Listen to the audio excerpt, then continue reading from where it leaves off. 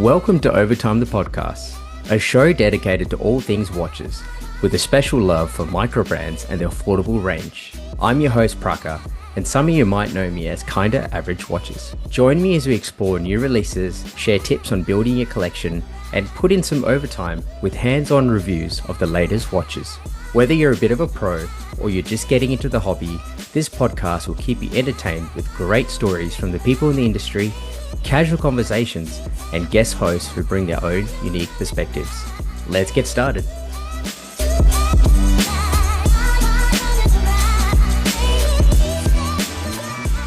Welcome to Overtime the Podcast, proudly sponsored by WatchPoint. Big new year, 2026. Here we are. So I think I've done this before in 25, and I did an introduction to the year, or a bit of a Q&A, what I think is going to happen in the year, and my predictions, and just bits and pieces like that, which was fun. But it's not as fun doing it by yourself. So this time around, I have brought along James, none other than James from the WATCHingJames YouTube channel. Now, you've seen James feature in the podcast from time to time, and I won't give it away quite yet, but this year, you're also going to see James feature more frequently, maybe in a slightly different capacity. But before I carry on, I'd like to welcome James to the podcast. How you going, James? Hey, Praka. Good to be here again. Happy New Year. Happy New Year to you too. So, look, let's not get ahead of myself. I mean, I think I felt like I already kind of got ahead of myself with that little monologue. But what's on your wrist? Well, I'm doubling up again. I seem to be doubling up a lot at the moment. I think I've got too many coming in, and I'm trying to get wrist time with most. But primarily on my left wrist is my biggest purchase of the end of 2025, my Minase 5 window, which is... Awesome. Well, I'm sort of considering it as like a little mini grail watch, a little bit of an end of year watch, something a little bit special, a little bit of a celebration of my year in watches. So I don't know. I'm just making excuses so I could have bought it, really. No, I really like that. So for those who haven't seen it, of course, I will link in show notes. Actually, have you released it yet? No, you haven't. I've done the first video. It's a little bit of a... It's a mix between a first impressions and wow, look at this cool watch. Maybe you might not have seen this brand before, and just trying to share my excitement about something that's arrived. Yeah, no, awesome. Well, I mean, I will add that link in the show notes for the start, and then when you get the full video, I'm sure you'll link it and I'll drop it in some other way or form. I will introduce what I've got on my wrist. I have the old trusty Seiko Turtle. You see that? It certainly can. Yep. Seiko Turtle in black in the stock strap.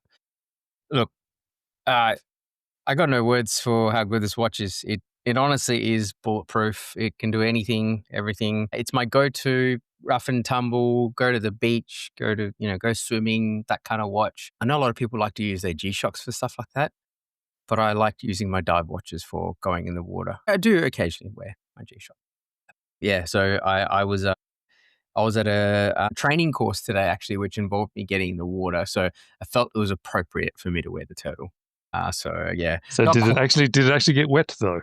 Yeah, it got wet. Not very wet. Not very wet. Did you go to 200 meters? No, not quite 200 meters. I think I'll be lucky if I got down to 2. But it was, anyway, it served its purpose. It's sort of, yeah. But yeah, what a classic. Anyway. Absolute classic. I love the turtles. I've tried to own a couple, but for some reason they sit a little bit funny on my wrist. So I've ended up resorting to, I find the Samurai fits me better. And it's not because I specifically like the look of it better. I just think it looks better on my wrist. Maybe I've got a bit of a flat wrist or something. I don't know. Yeah, I'm not sure. Yeah, I don't know why. It shouldn't fit on my wrist. It's 44 mil diameter. It shouldn't, but Seiko Case Magic, you know how they do with the lug to lug and everything else. It just fits. And it's so soft around the edges and curved as well, so it feels nice to wear. I love wearing a turtle. Just when I look down, for some reason, my eye looks at that and goes, not right for my wrist. Not for you. Yeah. There's always watches like that, and there's going to be more watches like that. Cool. All right. Well, let's get to the episode. But before we get into the episode, I think what do we want to talk about today? So what we want to talk about today, like I introduced in the monologue in the start, is a bit of a how we thought 2025 went, what we think is going to come up in 2026. What's new? What's new in 2026 for yourself? What's going to be happening for you? What are your plans? And then I'll discuss, I guess, what my plans are, and just some general watch chat, some predictions and stuff alike. And I must say, audience, this is very on the fly. It's been Christmas, New Year's Eve, New Year's. There's been a lot happening, so this is not very scripted, at least from my end. James is very prepared as always, but so yes, pardon if I randomly start going into different tangents, but I think this will be that kind of episode. Tangents are the fun bit of listening to a podcast, especially when it's a tangent into watches. Yeah, exactly. All right. Well, I know I do it in my head, so it's much easier when I can do it with you too. Yeah, exactly. Yeah, it is not like a pre-recorded video like you're doing, like in your YouTube channels. This is just whatever's come to your head. I can't edit stuff out of this one. I can take some liberties. Yeah, but yes, for most parts, it will remain as it is. All right, let's introduce the big thing, the huge thing for me, and I hope also for you. Definitely for me. Last year, 25, season 3 happened, and it was fantastic. We had some changes in the podcast, of course, from those who've been listening from the start. And left the podcast and has moved on to different adventures, and it had been a very much a solo / guest host sort of venture. And this year, one man has kindly stepped up. That man is James. So James, it's me. Yes. So I'm super excited to have you on, James. I don't know how to quite put it. I'm going to go ahead and say as a host, as a part-time host on the show. James, of course, is busy running his very successful YouTube channel. And from, I'm going to say more often than not, or time to time, James will be on the podcast and we'll be discussing all the stuff we discuss, all watches and everything else. And it's, I speak to James, very often. Very often. Than not. Exactly. Amazingly, my wife thinks it's quite funny. He's like, "Oh, is that your boyfriend again?" Because for those that are listening, we actually do talk almost every single day. So it's actually been quite nice that watches has led me into a number of friendships, and Praka is on the top of my list. Oh, thanks, James. And yes, same to you. I says the same thing as well. I'm always on the phone to someone or something. I'm always talking. So it kind of made sense that I started a podcast, of course, because, I like talking, so why not? And that dulcet tone that you have, it works well on air. Yeah, you're being too kind. You're being too kind. So, I could have said it the other way around about it's good that it's not on video, but no, I won't be rude. Yeah, well, you know what? Well, that's the thing. So that's number one, right? So James is going to be joining, and James is, like I said, got a lot going on with your work as well.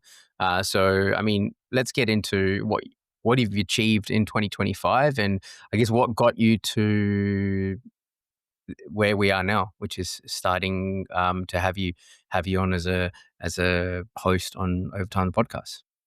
I had a really big 2025 with watches, and it was very much my own journey in watches. But I decided right at the beginning of 2025 to drop down my hours in my full-time job. So, for a number of reasons, it wasn't just for watches, but a big part of it was to be able to dedicate more of my time into my YouTube channel and things. Because I did that, however, it did modify my budgets of how much I spent last year and what watches I then did buy. I was sort of compensating for the lack of the income to sort of balance that out a little bit. So it changed the format of the videos a little bit about what I had on and what I was featuring. But about halfway through the year, I realized that financially I was doing okay. So I started doing things like watch travels, and I ended up going to Singapore and Thailand, and I smashed out videos. And by videos, I mean I was having these experiences in watches, but then recording and making them as in my hotel room each night. And it was such an amazing experience for me. And it really just confirmed for me how much I enjoy this experience. Watches, yes, of course, I mean, I'm in love with them, and that's why I'm here, and that's why I'm talking to you today, Praka. But it's also the world of watches, the interactions of watches, the evolving of watches, my tastes in watches, travels in watches now, my interaction. 2026, I want to continue that and evolve that and the opportunity just came up straight away. As soon as I said to myself, I want to do more of this and move even further away from my day job and involve myself further, you mentioned, I'm thinking about having a co-host on Overtime, the podcast. And I thought, there's a avenue to walk towards. So I'm very pleased that it all actually lined up very well for us. Yeah, for sure. And yeah, like James said, I've been sort of mulling with the idea of having that dynamic back again. And it's nothing wrong with the type of episodes that have been released previous season, but I think that's sort of, that back to back, that dynamic. And I have that when I'm on the phone talking to people about watches, talking to James about watches. So it naturally just makes sense to have that dynamic in the podcast as well. And I'm glad you said yes. So thank you very much for that. And it's very exciting times. And this is just the beginning.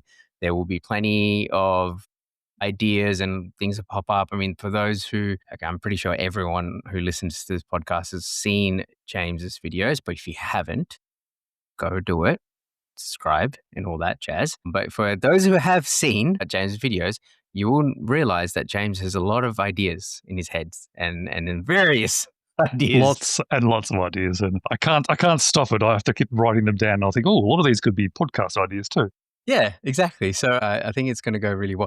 I have ideas, but I'm not very good at writing them down. So I'm hoping some of James's good habits will rub off, and I'll start. I see, look at that, writing stuff down. Wait. I got a notebook here too.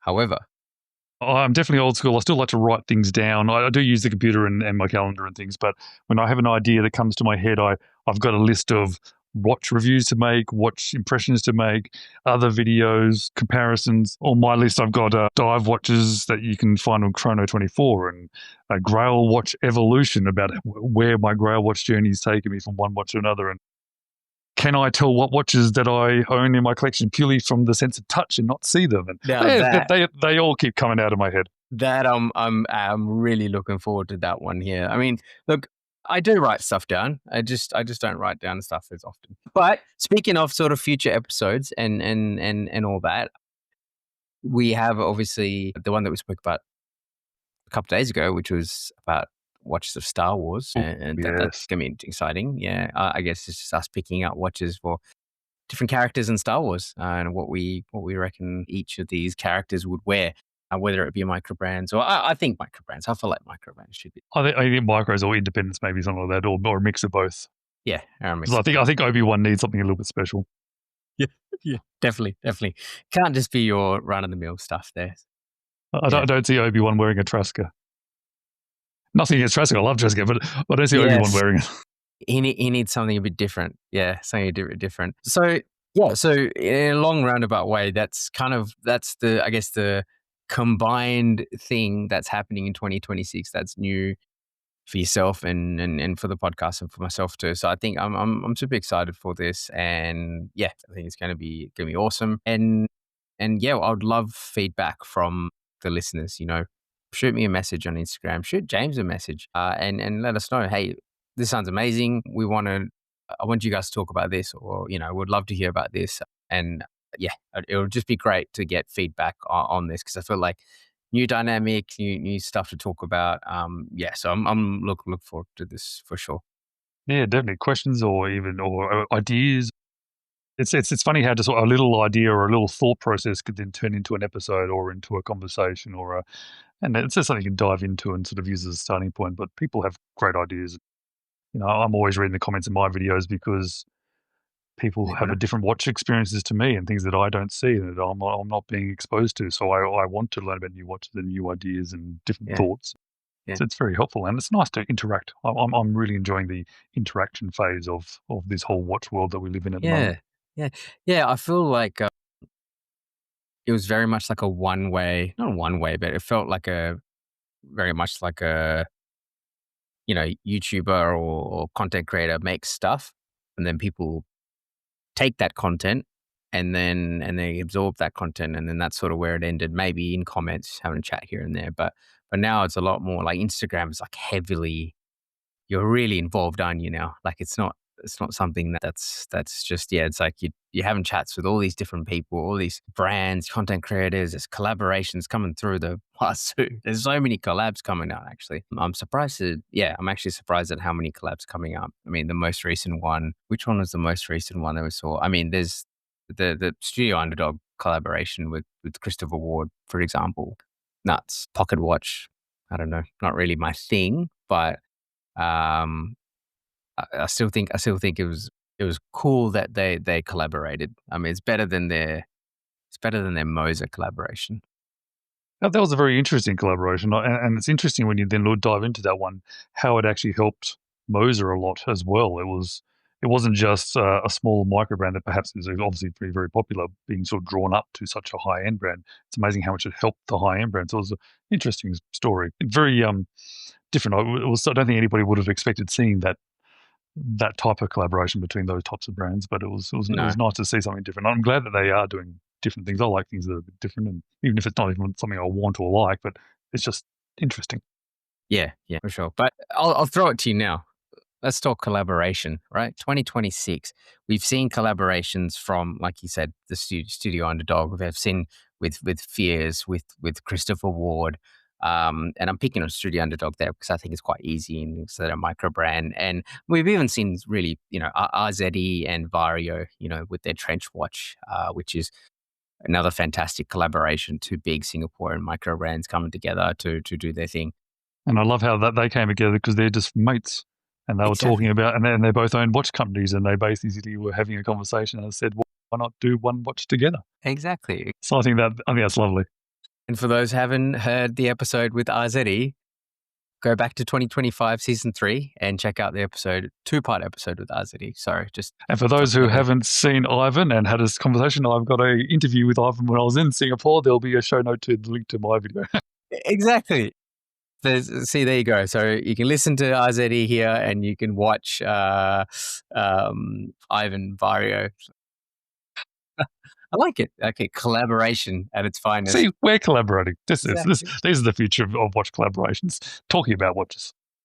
So what do you think, like throwing it out there to you, but potential collaborations this year, or what would you like to see in the micro brand sort of space? Because I feel like it's more.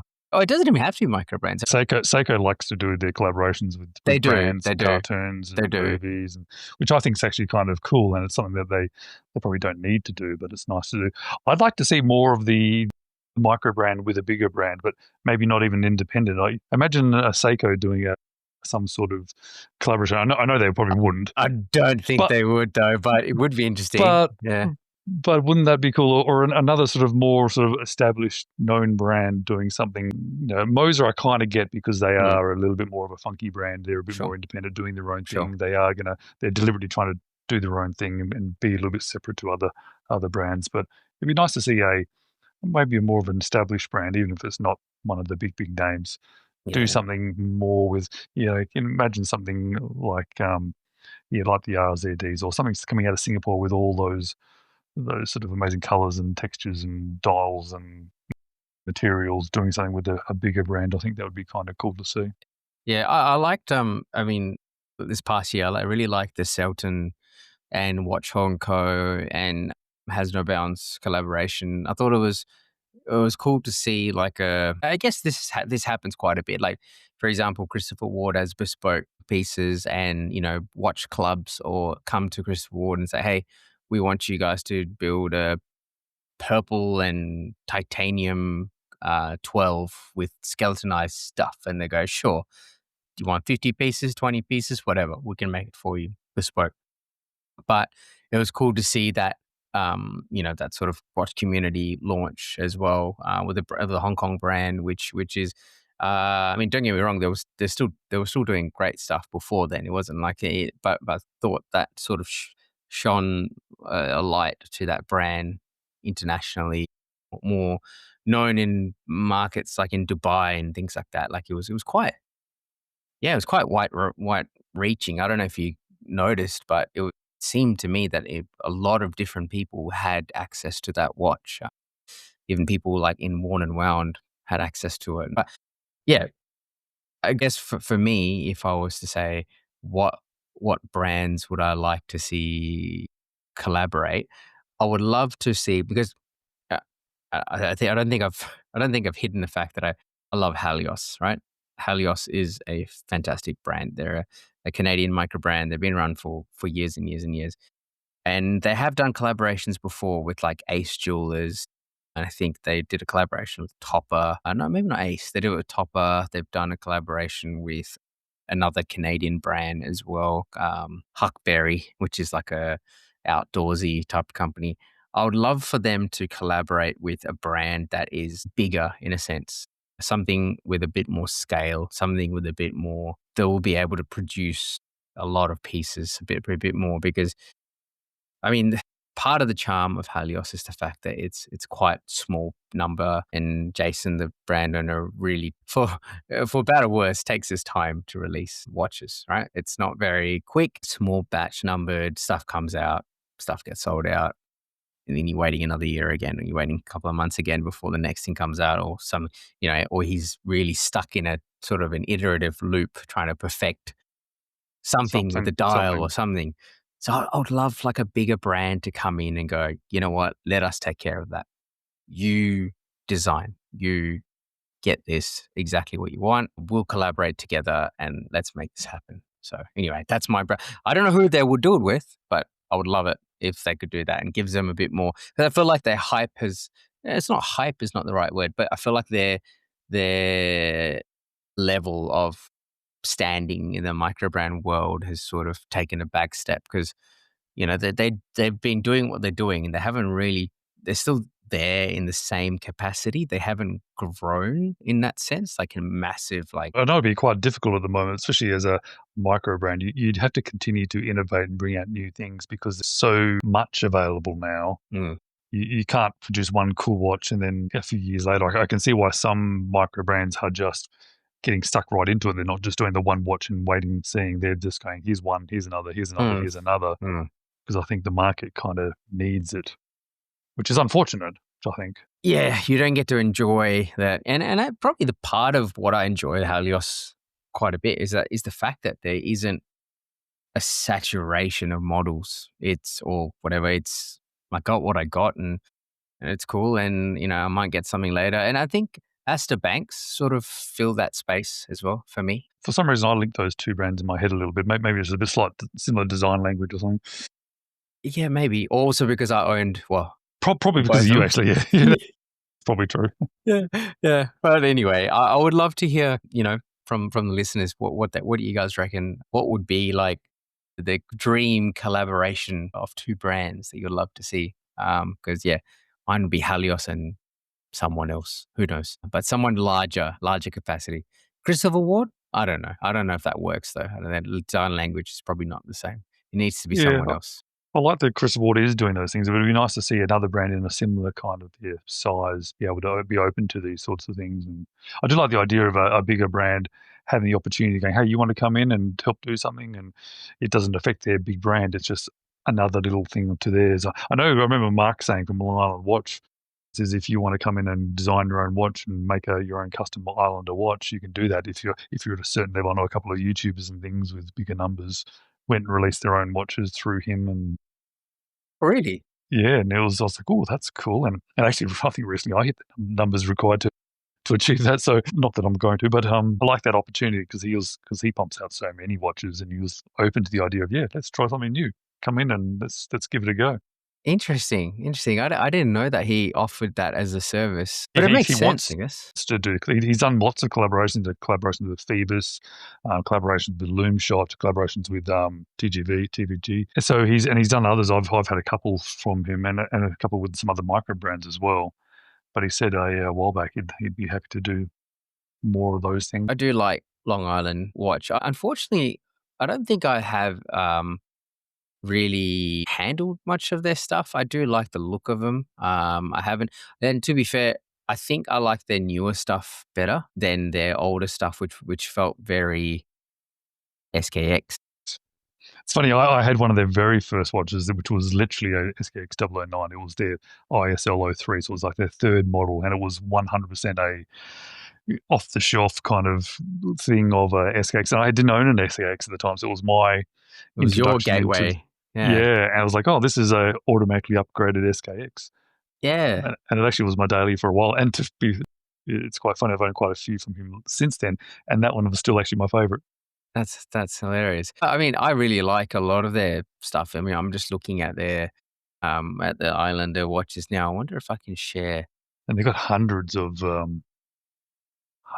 watches coming out. I do like some of their more funky stuff, like so when they sort of branch out and do something a little bit different. I quite like them. Yeah, yeah. Can you see that when I just shared that I'm, with? I'm not sure if I can. Oh, nope, it's Hmm. gone.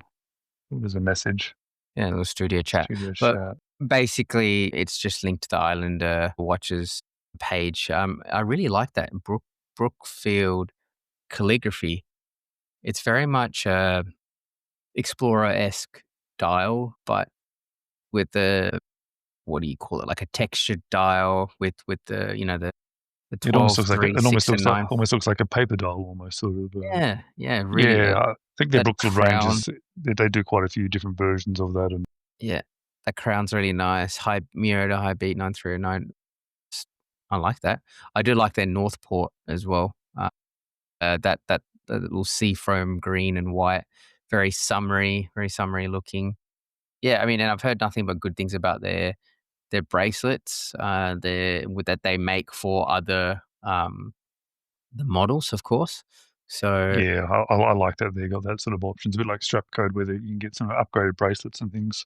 hmm, but yeah, okay, well, maybe yeah, one for 26. I need to explore. I need to explore Islander watches more.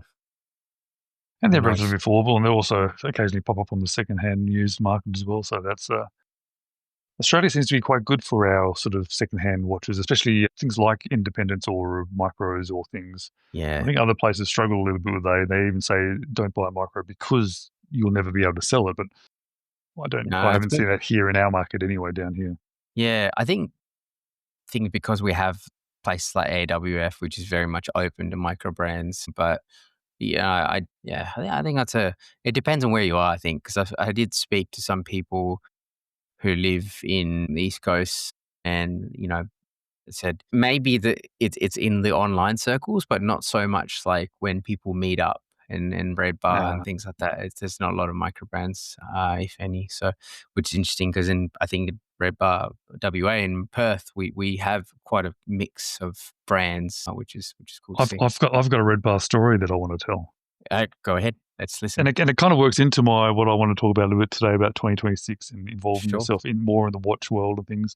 Because it's funny, I think a lot like a lot of people when I got into watches, I was just liking watches by myself. I never even considered there being other people liking watches. It didn't even cross my mind to think that this was a thing. It was just me plodding along liking watches, and then I eventually found YouTube as I was trying to research watches, and then I was like, oh, there's people talking about watches.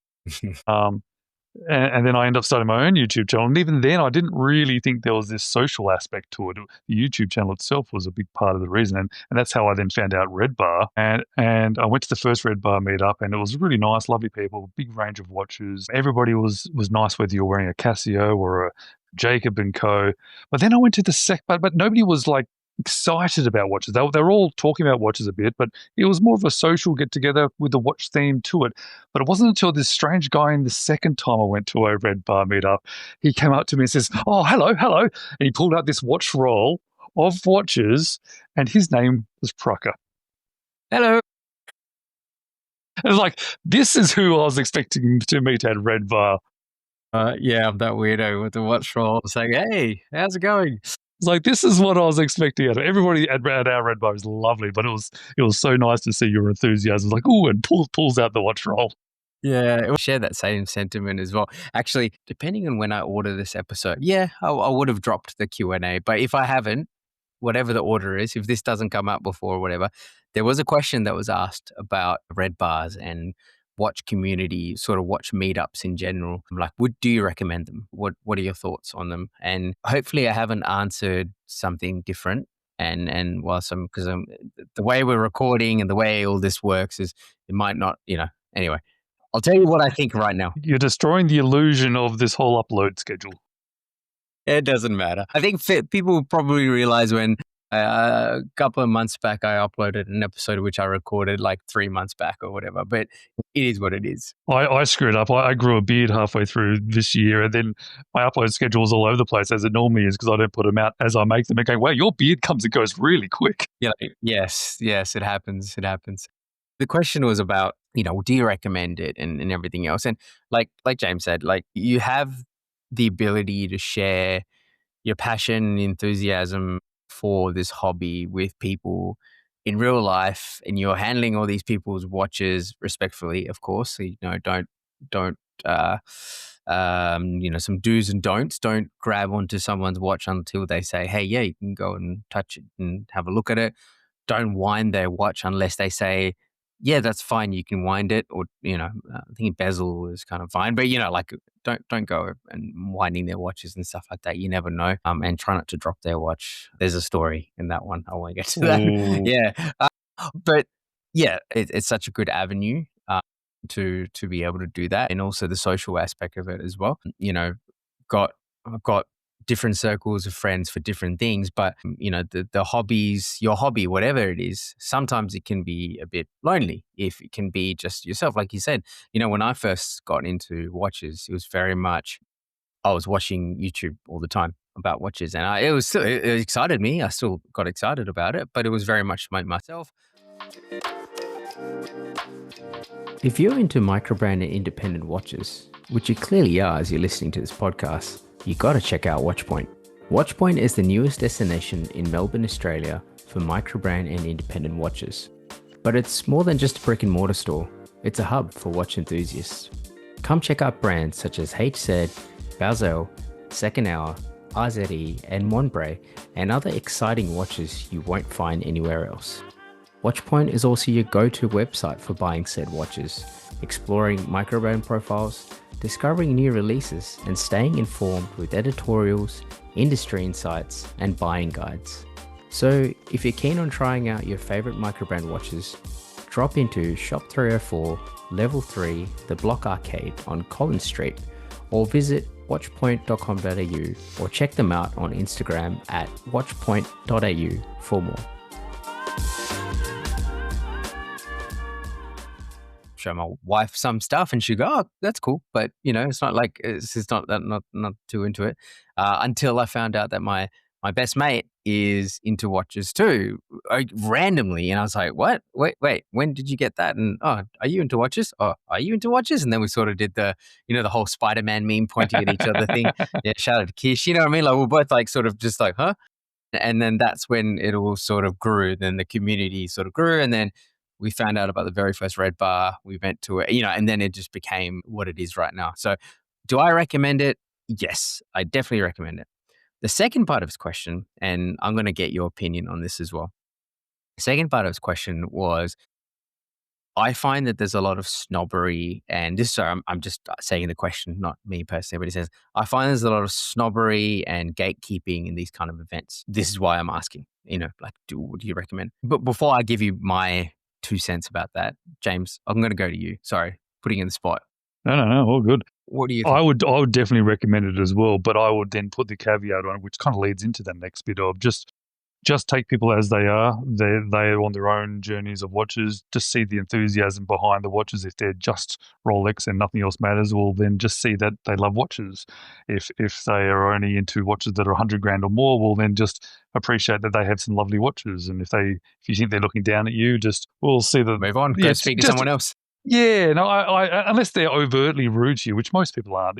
Online they can be, but in person, most people won't say, "Ooh, that's a yucky watch. Why would you ever buy that?" They're not going to say that to your face. No. But if their face might say it though, but they won't. They go, "Oh, yeah." They might direct you to another door. I think you guys are over there. Yeah.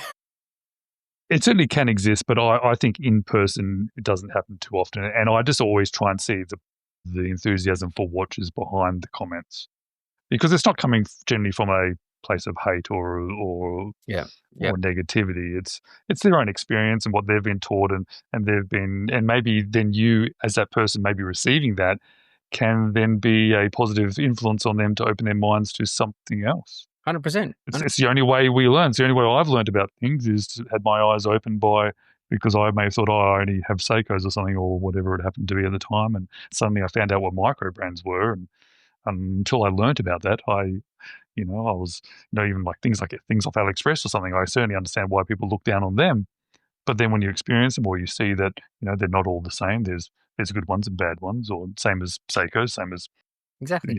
Anything micro else. brands, same as everything. So, Yeah. I think seeing the positivity behind it, and then being in a position where you can also then share some of your own things that they might not know. But if you end up in a group, and I have heard of some groups where unless you own a Rolex, you're not allowed in. Saying, well, perhaps they're just not the right group for you. Yeah, the right fit for you. Yeah, no, I agree. I think Red Bar in general is a bit and worldwide. I'm super generalizing here, by the way. Seems to be a place where there are many different watches, so it's not sort of confined to just this type of watch or just this.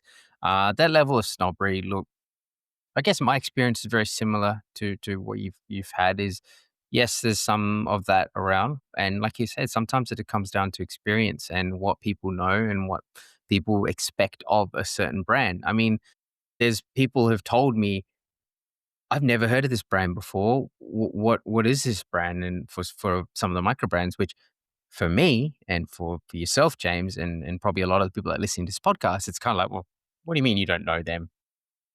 The biggest micro brand ever. But you know what I'm saying? I'm trying to say like, oh, okay. Absolutely. But for this person who's, they've got tutors and they've got, bits and pieces like that. Maybe that's not quite their wheelhouse. So by us showing them different things, you go, oh, this is really cool. Like there's the bloke recently that I've introduced to Dorenzo. I'm going to say not recently. It's been about maybe a year and a half, 2 years. Dorenzo watches, one of my favorite micro brands out there. I think too. they're just awesome. Well, designs are awesome, really well built. Sergio's a legend. Had him on twice already on the podcast. Such a great guy. It's one of the nicest quality watches for the money you can get, and 100%. they're so unique and interesting and good looking as well. So not just feel good, but look amazing. Yeah. No, it's very, very good balance. And I remember he went, looked around. He came, he saw the watch. He picked it up, and he looked at it. And he went, "Oh, this is really nice." So yeah, cool.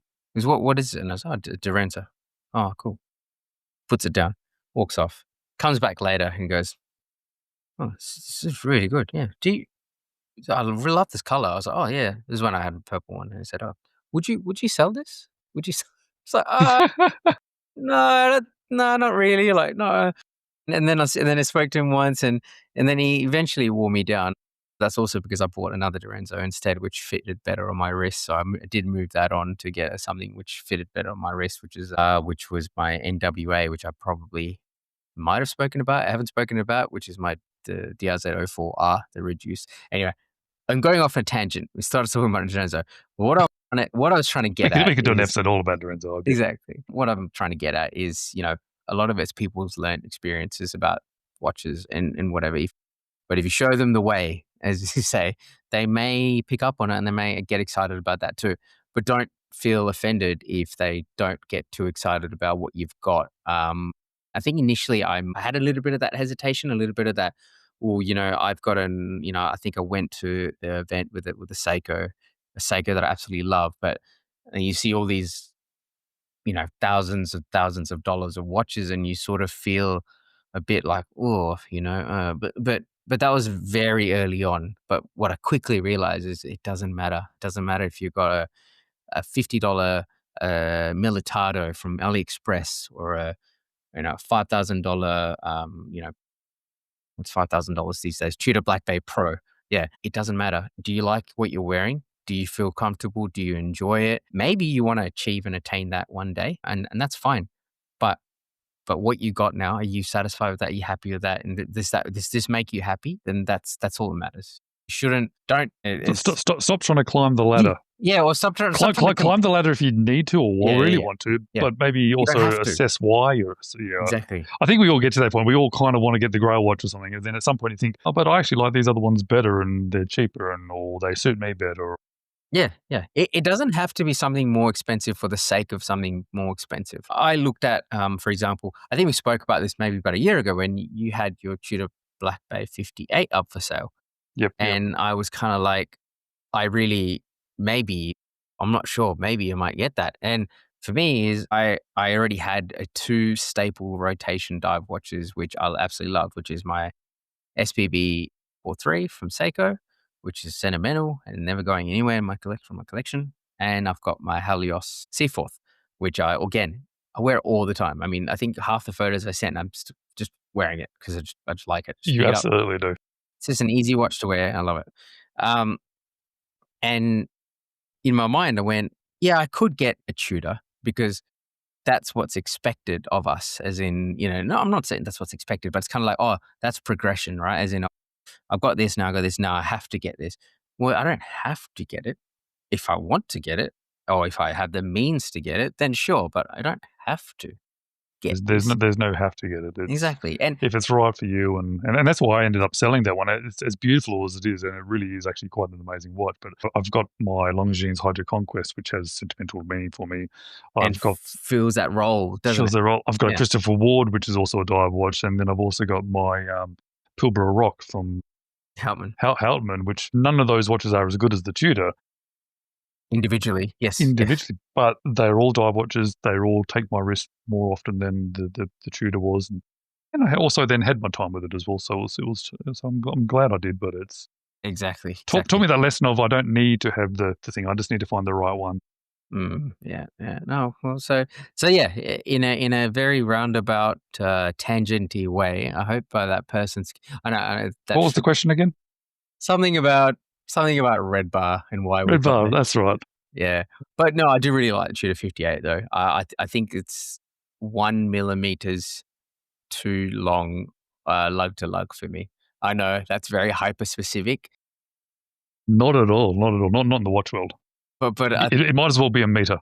Exactly, or 3.3 feet for those over in the States. Good. You got the conversion right. Yeah, I don't have that in my time. Isn't that a bit funny that for watches, millimeters has been universally accepted? Same with boats. Over here, we measure boats in feet. Yeah. But we don't use feet for anything else. It's just some things are. I still call myself 6'4" because I know we don't now realistically use. Because you're very tall and you want to tell people you're 6'4". That's why. Yeah. I'm not even sure what the conversion is. 193 or something. I'm not sure. Sad in fives. 5, 8 point something. I don't know. Yeah, whatever that is. Get some platforms. Yeah. No, it's okay. It's okay. I'm happy where I am. I don't need to know. God. My train of thought has been interrupted. What was the question again? I don't even know what the question was. I don't know what we're talking about. So, okay, we talked about that. We talked about the, I guess, us and where the direction is going. But that's you're going to get more of this, and you're going to get more of this, and probably a bit more targeted stuff as well. Today is very much chit chat, very much like I said. I didn't prep shit for this. Apologize for my language. I didn't. It was very much, on the fly adjust. I was ready to on the fly. It's an on the fly adjustment episode. On the fly adjustment episode. I do want to talk about Direnzo. I'm going to circle back to Direnzo. So I've just received my DRZ04 reduced, and I spoke about the purple DRZ04 I used to have. I love that. Absolutely adored that watch.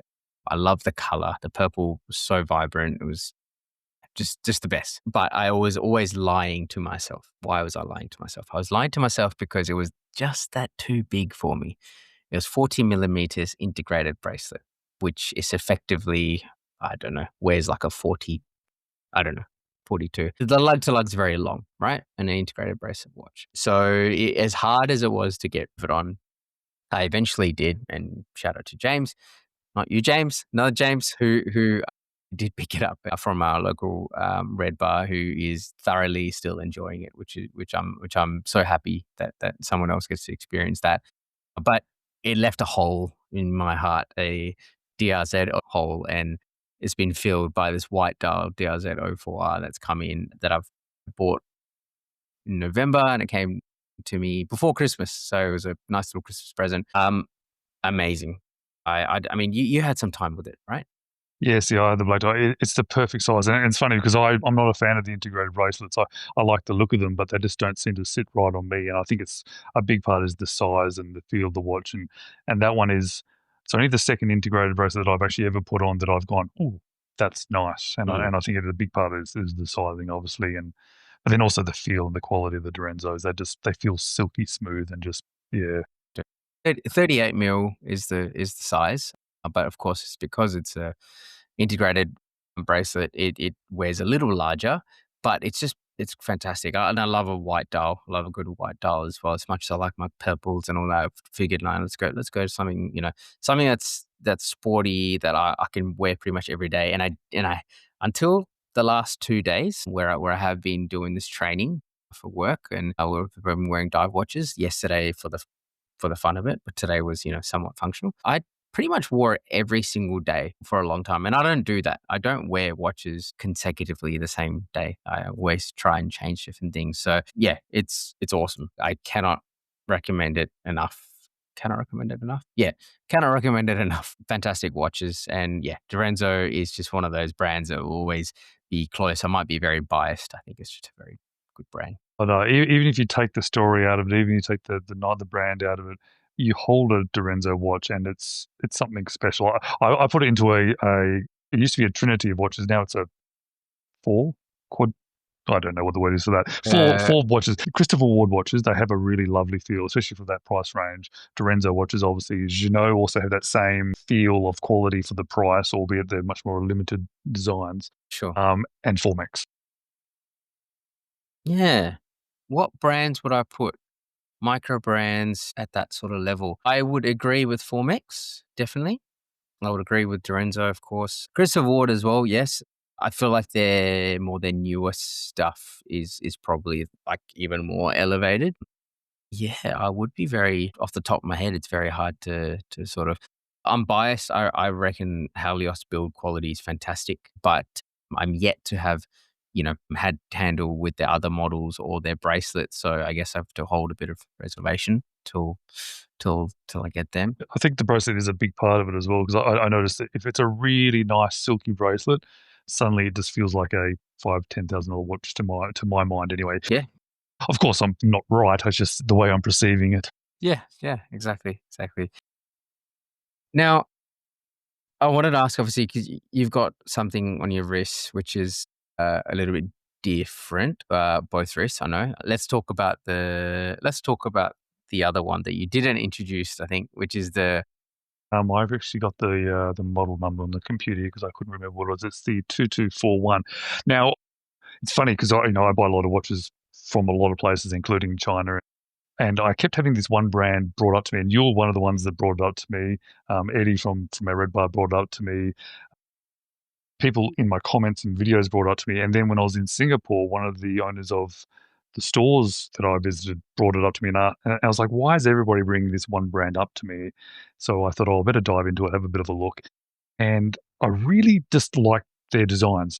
And it's rare that I like more than a couple from a brand. Or let me rephrase it. It's rarely that I want to own more than one or two from a brand. And it's funny, look at my collection and there's very few repeats of a brand. But I ordered one and I thought, oh yeah, that's pretty cool. I like that.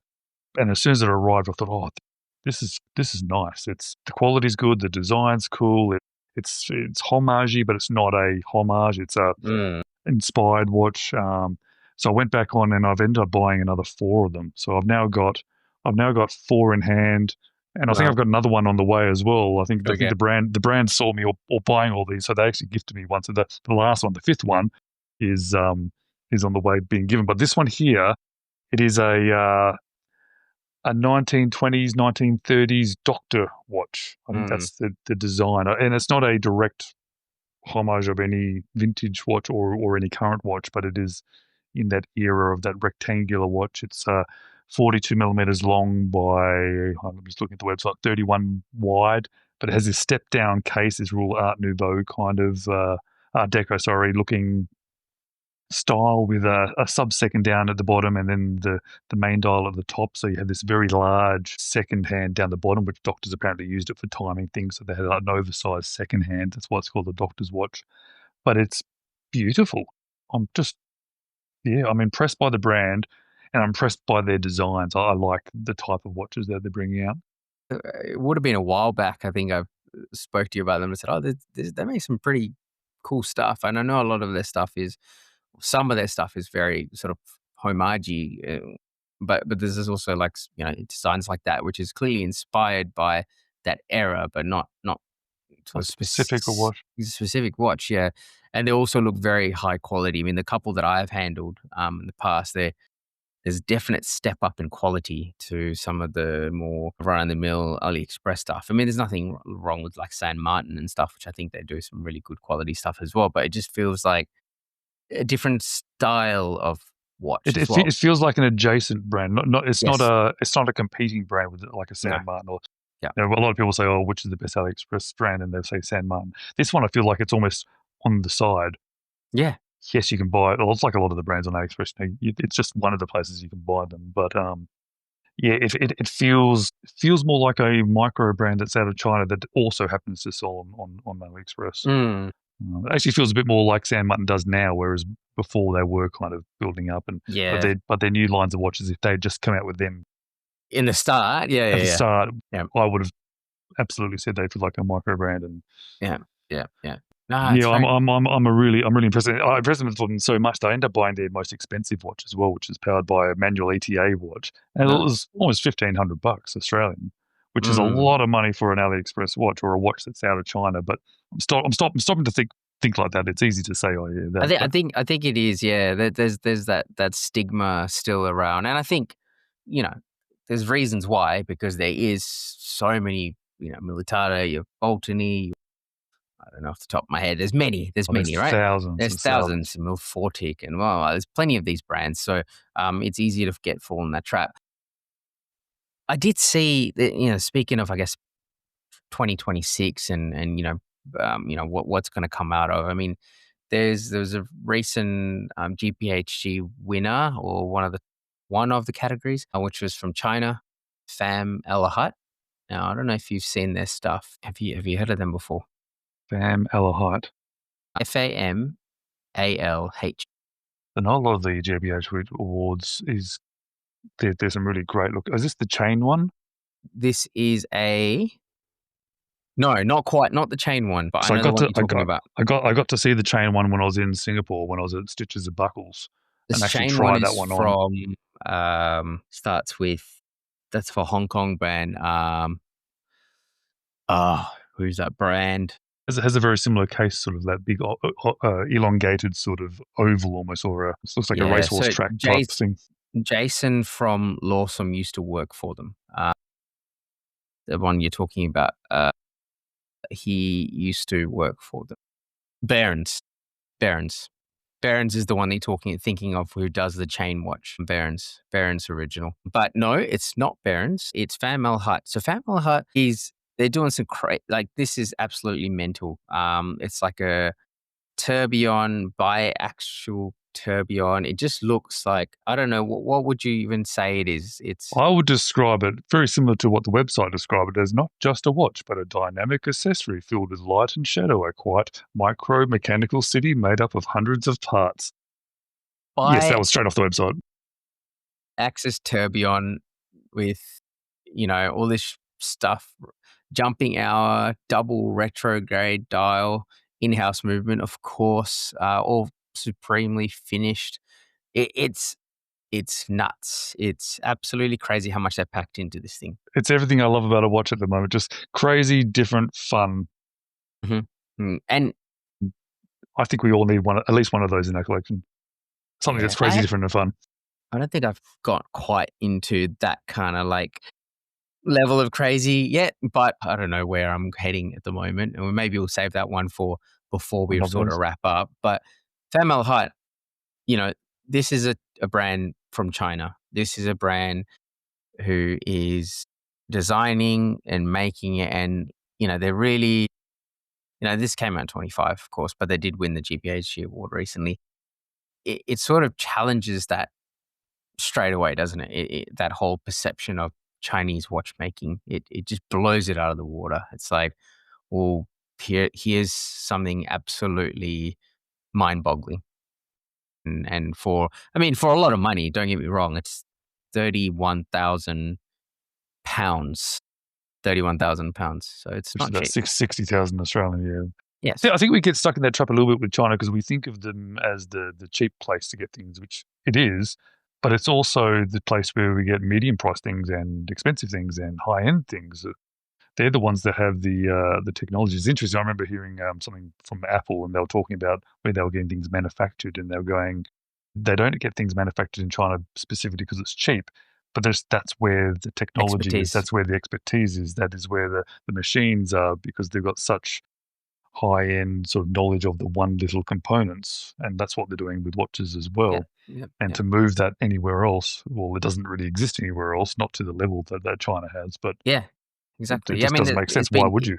It's years of investment in manufacturing and in also in R&D that's going in there, and it's very easy to get stuck in that trope of they copy stuff. Yes, brands do that, and we do see that. That's for large brands. We like literally copy and paste, like run it through the photocopier, like Pagani Design and I don't know, Kronos, whatever. They do literally copy and paste stuff, and that's fine.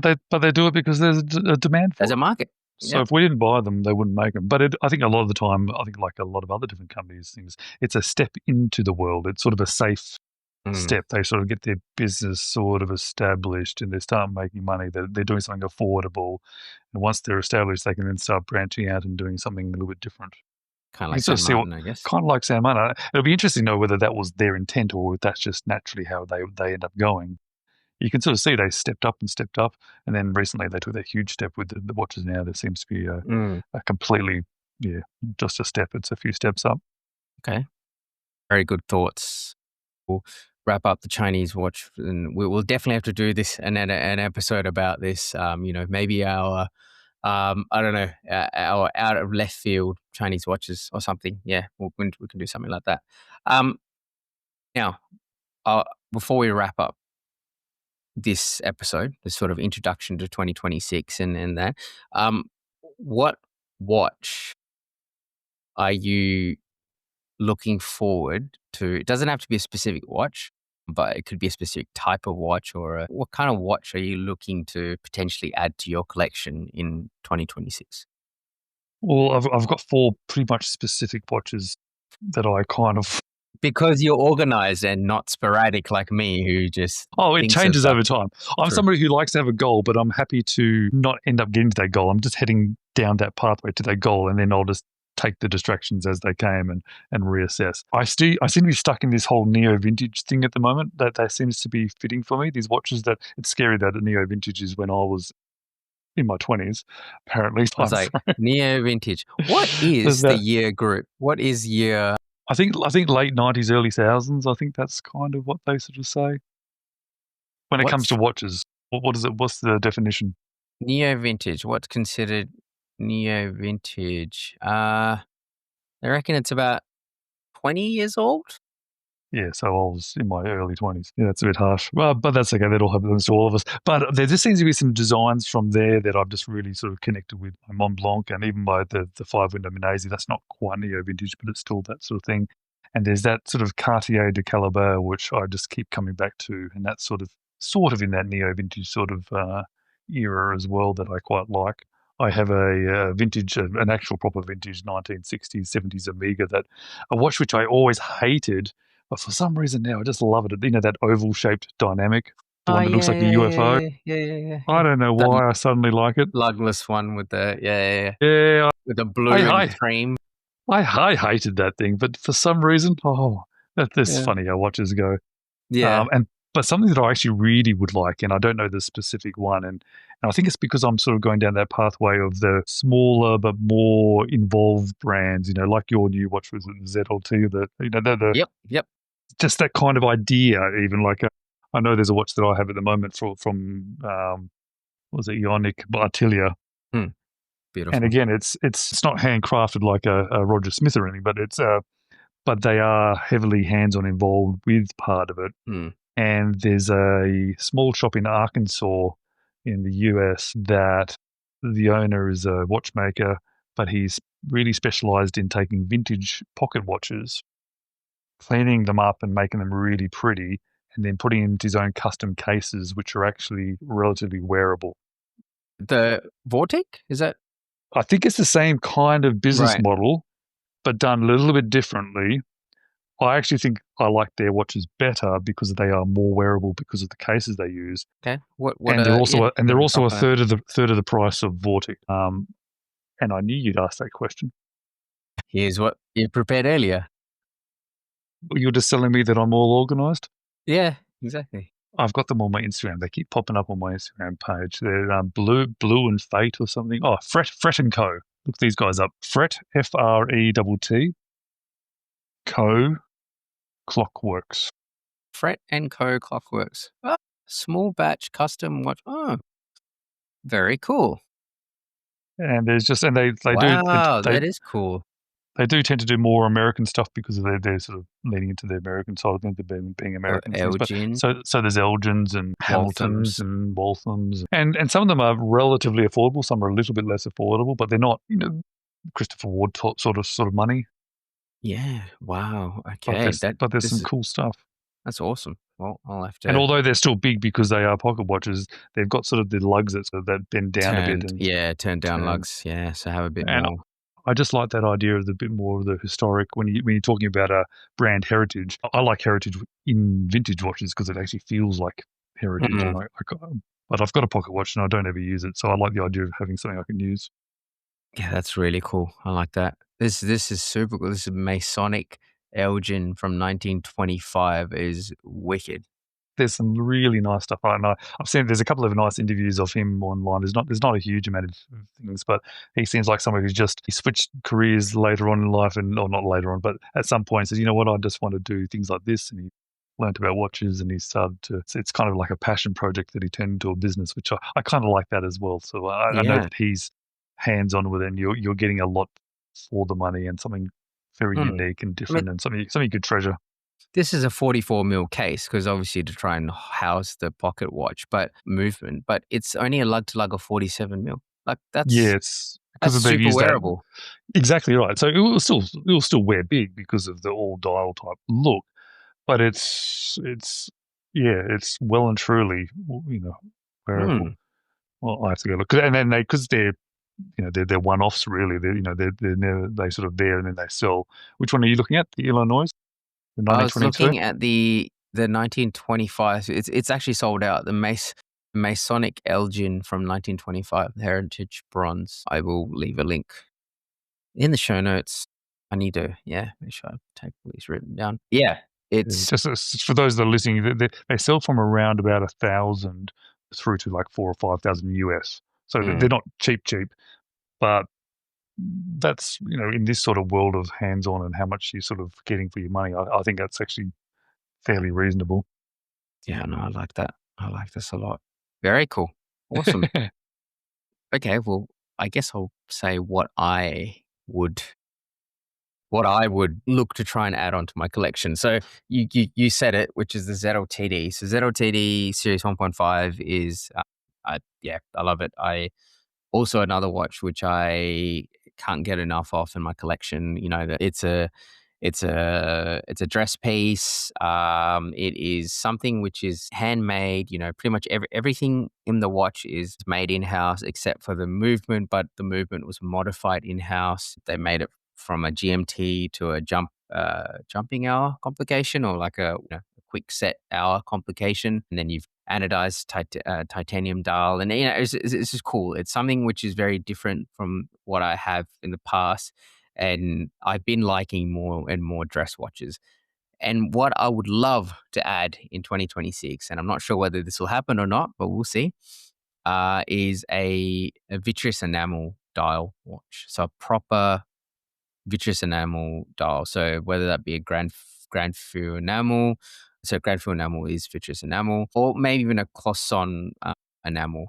I'm probably absolutely butchering that. I apologize to the French speakers, and that just I would love to have a proper handmade dial enamel watch. There's some insane watches that just look really cool. You know, stuff like, of course, Anodane, Vitrium. Vitrium's another one that's been on my radar for a long time now, and I kind of kicking myself that I didn't buy one when it did, when it was actually properly released. But when it was sort of initially released because of prices. And then there's stuff like Oan Geo, which is out of Vietnam. And then there's Awake, which is out of France. In fact, I actually had a full enamel episode written down, and I didn't quite get into it in 2025. But maybe we'll revisit that in 26 and actually speak about it, and hopefully with an NWA as well. Again, I won't be too, it could be 27 for all I like, but at least there's an aim, and yeah, we'll see. It's nice to have a goal to work towards. Yeah, exactly. If you don't have a goal, you don't work towards anything, so you end up not getting there. So I like having that. I'm working towards this, and then just see what happens. Yeah, exactly. I do like those Anodane watches and the dials. They are pretty. Yeah, I think Anodane is probably out of reach purely just because of, well, one, the price. It's not cheap. Anodanes, they're very expensive. But also because of the craftsmanship and how long it takes to make these dials, and the failure rate that they get on these dials, and how long actually, it's not something that they can. I think their order list is like, if you try and put into their wait list now, it's like 2028 or something. Wow. Where you might receive a watch if you order it now. It's like 3 year wait. Which is a bit crazy, I think, in terms of what microbrand, or most people are used to, like buying a watch and maybe waiting for a couple of months at most, in whether that's Kickstarter or putting down a pre-order, maybe 6 months, maybe 8 months, maybe 10 months, maybe 12 months, but 3 years seems like a long way. Yeah. Yeah, I'm not sure. But then if you look at the higher end watches, people are doing that as well. It is like that, yeah. And if they're doing it because they are trying to make the best watches they can, and they don't want to outsource it to cheaper countries or something, and they are trying to make a good quality product, and which is probably what they are doing. I know some are doing it for other reasons, but I think brands like that tend to be doing it because they have a very specific identity that they want to continue, and it just takes time. Yeah. So, but I don't think I can wait 3 years. No, it's a hard sell to sort of being waiting for that long. I think, well, I know my tastes in watches changes too quickly. By the time it would come, I wouldn't like it anymore. Oh yeah, that's always the worry. So maybe it's not realistic, but hey, look, if it happens, it happens. But definitely looking for something that kind of style, and it doesn't have to be a micro brand or independent brand that's out now. I mean, because enamel dials have actually been around for a long time in watches. Like, they're not something brand new. They're on pocket watches. I've got a pocket watch from 1912 that's got an enamel dial. Exactly. And the actual craft of doing it's been around. I mean, I think I'm pretty sure, like, legacy brands, like I think Cartier, maybe correct me, maybe Cartier doesn't have, I know stuff like Ulysses Nardin, is that how you say it? They got some really cool Cloisonne again, enamel dials that just look awesome. But $30,000. But you see what I mean? There's definitely legacy brands that have it as well. So maybe there might be a cool watch, that enamel watch, that pops up in Chrono 24 instead. Like James loves to find out watches in Chrono 24. I'm always diving into Chrono 24 is just a great place to find watches. Not even to specifically buy from there, just because of it's such a big platform for used watches, and you can just dive into it and just look at random things. Like, I think I sent you a picture of an Omega the other day. It was from 2002 or something, and I'd never seen it before. It's like, wow, that's really cool. It's like a roulette wheel type thing, wasn't it? Yeah, it was just I've never seen it before, and I keep getting, actually, it happens to me a lot. Hamilton seems to have really interesting watches from 15, 20 years ago. It's like, I've never seen that before. They had some really cool neo vintage stuff. There you go, neo vintage. Exactly.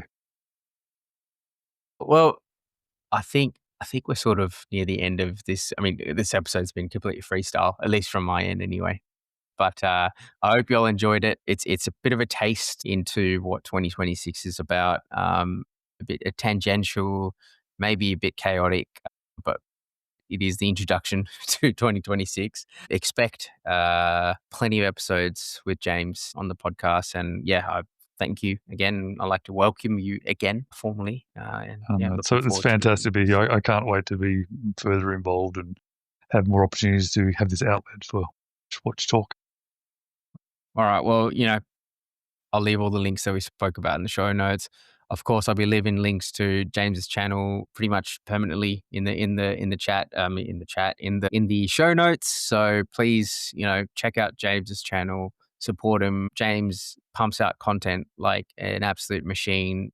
He's got all sorts of, variety of watches, and all the way from high end, all the way down to your AliExpress stuff, anywhere in between, discussions, you name it, anything in between. So definitely go check it out. Well, let's get into something interesting part of the episode now, shall we? What have you got to share today?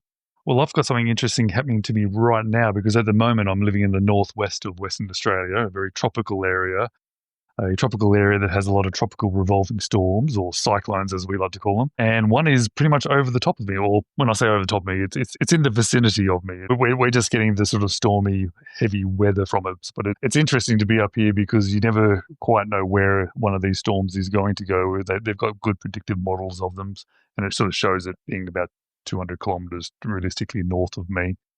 But it could turn at any point, and all the alarms get put off or put on, and you need to go stock up and make sure you have water and make sure you have power, and these are the emergency places to go if it all turns to poo. So it's quite an interesting experience living in because I've never really, I've lived in tropics before, but never that's actually experienced these type of regular events, because I had one last year as well. Again, it's probably the same sort of distance from me, so it's no damage being caused in the area, but we're definitely feeling some of it. Yeah. So for those who don't know, it's Cyclone Haley. So if the storm is, when it gets to a certain category, it gets named. If it's named, it's a cyclone. So for our American friends, that's a hurricane. We call it cyclones here in the southern hemisphere, and then in Japan, in Taiwan, Tokyo, China, Typhoons or something. It's typhoons. So it's yeah, exactly. But it's tropical revolving storm apparently is the scientific name for all of them. Exactly. So pretty much the same. So we get some massive cyclones up near Northwest Shelf. So touch wood, people don't get too terribly affected. But yeah, strong winds, massive damaging strong winds and rains. And yeah, I mean, I have had to run away from a cyclone. I was on a boat, a large boat, and we had to run away from a cyclone that was coming towards us. That eventually got downgraded to a lower category of the cyclone was. But yeah, it can all sort of happen like this. All of a sudden, you're having choppy weather, and then it turns into glass for a minute, and you're just like, what's going on? Like the water's all then it all starts picking up, and you're having 5, 6, 7 meter swells, and okay, this is not good. We need to get out of here. Obviously, you leave well before, because you have your advanced warning systems and everything else. Yeah, cyclones aren't fun. Part of my job is to look at stuff like emergency responses to cyclones, and what happens then. Just because it's the part of the world that we work in, which is very near where you are. There's a lot of cyclones, and you have cyclone season, which is kind of now until late March, April, something like that. I feel like last cyclone season went to the right. But yeah, it's interesting. I hope we don't lose our roads. The last one that came through last year, it didn't affect us specifically where we were, but it took out the road, so we couldn't access certain things. So there was no food coming into town, so we had to get ships to come up to drop food off and stuff, which was interesting. Yeah, interesting is definitely a word I would use for it. I would say pretty scary. Yeah, wish you all the best, James. Hopefully it passes. It looks like it should, but it's interesting. We had the most beautiful sunset here tonight because of all the cloud formation. Because of all that was very cool. Yeah. Nature, scary thing. Mm. Now, do I have anything interesting to contribute today? Yeah. Well, cultural, I guess, pop culture recommendation. So I watched the first season of Fallout was it last year when it came out on Amazon Prime? Yeah, I think it was last year. Yeah, and I started watching season 2 of Fallout. I think it came out quite recently, or maybe it didn't. Maybe I just figured out that it was back on again. I started watching it. Yeah, Super cool show. I mean, for those who haven't seen it, go check it out. Definitely. I don't know whether you've played the game Fallout. I don't think I'm not a big gamer anymore. I used to play a few things, but I tried to watch the first season and I was getting into it, but my wife knocked it on the head. So I might have to just find some time for myself watching that later on. It is very violent and it is very sci-fi, violent, dystopian, and all that combined. Sounds like something that's perfect for me. Yeah. So yeah, definitely. Yeah, it's a cool show. I like it, and I would give it. I'd recommend people go check it out. And there was also another show that I wanted to watch, but I can't remember off the top of my head. The new season of Stranger Things is out, which I'm watching at the moment. I'm very happy. I love that show. I saw the last season. I really enjoyed it. I haven't seen this season yet. Maybe I will. We'll see. All right. Well, that's it. We've come to the end of the episode. Like I said, very much a on-the-fly episode for me, at least. Not so much James. But I hope you had a good time chatting and definitely more of this year. So, yeah, really looking forward to it. Yeah, me too. Thanks, everyone, for listening. All right. Well, if there's nothing else, we'll leave it right there. Cheers. Thank you for listening to Overtime the Podcast. I hope you enjoyed the episode. You can find us on our Instagram at Overtime the Podcast, at Kinda Average Watches, or flick me an email on overtimethepod@gmail.com. I appreciate your support and value your feedback. If you have any questions, suggestions, or topics that you would like the podcast to cover in the future, please hit us up. Until next time.